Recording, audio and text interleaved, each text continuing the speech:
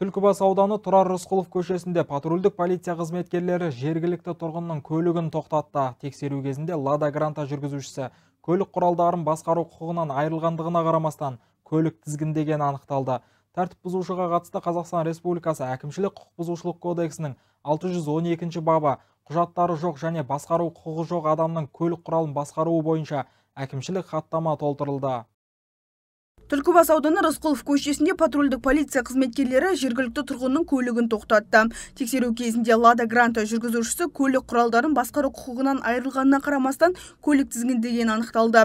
Тәртіп бұзушыға қатысты Қазақстан Республикасы әкімшілік құқық бұзушылықтың 612 бабы құжаттары жоқ және басқару құқығы жоқ адамның көлік құралын басқару бойынша әкімшілік хаттама толтырылды.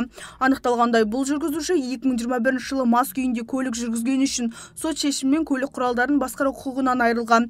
Түркістан облысының полицейлері жүргізушілер мен жолаушыларды жол қозғалысы ережелерін сақтауға және жүргізуші куәлігінсіз сондай-ақ мас халде көлік жүргізбеуге кеңес береді. Құқықтық тәртіп іс-шарасы өткізілу кезінде Лада Гранта автокөлігі тоқтатылып, жүргізуші мырза 2021 жылы әкімшілік құқық бұзушылық туралы кодекстің 608 бабының 1 тармақшасымен автокөлік басқару құқығынан айырылғандығы анықталып, әкімшілік құқық бұзушылық туралы кодекстің 612 бабының 3 тармақшасымен хаттама толтырылып, Түлкібас аудандық сотымен 10 тәулік мерзімге қамаққа алынды.